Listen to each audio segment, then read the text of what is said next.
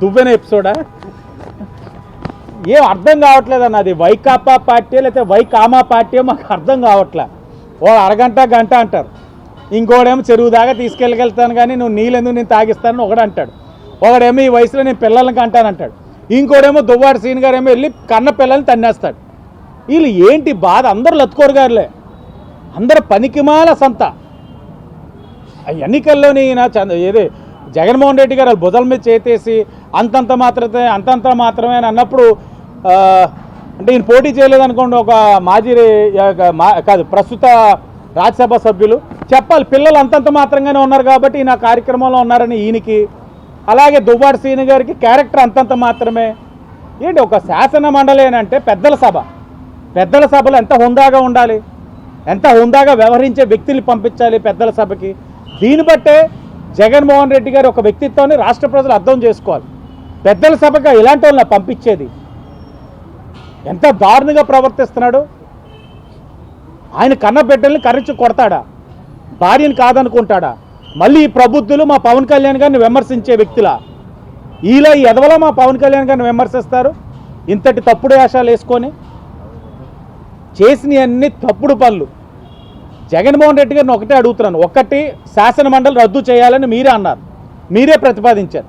ఏ హక్కుతో మీరు ఈరోజు బొత్స సత్యనారాయణ గారిని శాసన మండలి ఈ ఎమ్మెల్సీ స్థానిక సంస్థల నుంచి పెట్టారు? మీరు ముఖ్యమంత్రిగా ఉన్నప్పుడు ఒక మాట, ప్రతిపక్ష నాయకుడిగా ఉన్నప్పుడు ఒక మాట. ఏ హక్కుతో మీరు అడుగుతా ఉన్నారు? శాసన మండలి రద్దు చేసింది మీరు కాదా?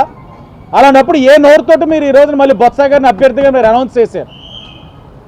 అనౌన్స్ చేయడం కాకుండా అలాంటి చట్టసభలకి ఇలాంటి విధవలను పంపించేది? ఎన్ని మాటలు అన్నాడండి అతను అక్కడ. జగన్మోహన్ రెడ్డి గారు ప్రజలకు కూడా ఒకటి చెప్పాలి, నిజంగానే మాట వస్తే విశ్వసనీయత, ఒక నమ్మకం, నిబద్ధత కొన్ని మాట్లాడతాడు ఆయన. నిజంగానే మీకుంటే ఇతను శాసన మండలి సభ్యత్వాన్ని రద్దు చేయండి. ఇంతటి తప్పుడు వ్యవహారాలు చేశారు, మహిళా లోకానికి ఏం సందేశం పంపించబోతున్నారు జగన్మోహన్ రెడ్డి గారు? ఈయన సభ్యత్వం రద్దు చేసే దమ్ముందా జగన్మోహన్ రెడ్డి గారికి? నేనే సాక్ష్యం.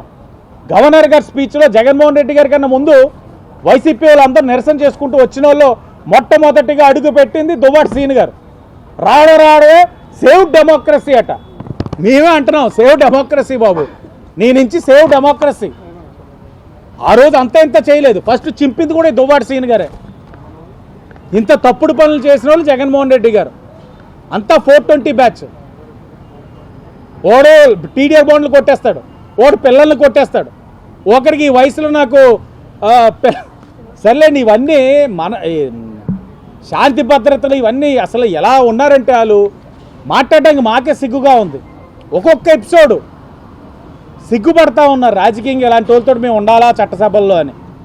కొత్తగా ఎన్నుకోబడిన మాలాంటి వాళ్ళకి సిగ్గుగా ఉంది అలాంటి వాళ్ళు చూస్తూ ఉంటే. జగన్మోహన్ రెడ్డి గారు సమాధానం ముమ్మాటికి చెప్పాలి. చట్టసభలు రద్దు చేస్తానన్న మీరు ఏ నోటితోటి, ఏ హక్కుతోటి మీరు బొత్స గారి అభ్యర్థిత్వాన్ని మీరు బలపరుస్తున్నారు? చట్టసభలు అంటే, శాసన మండలి అంటే పెద్దల సభలు. అలాంటి పెద్దల సభలకి హుందాగా ఉండేవాళ్ళు పంపించాలి. ఇలాంటి లో గ్రేడ్గా ప్రవర్తిస్తున్న దువ్వాడ సీన్ గారు ఒక శాసన మండలి సభ్యత్వం రద్దు చేస్తారా లేదా? రాష్ట్ర ప్రజలకి తెలియజేయాల్సిన బాధ్యత జగన్మోహన్ రెడ్డి గారి పైన ఉంది.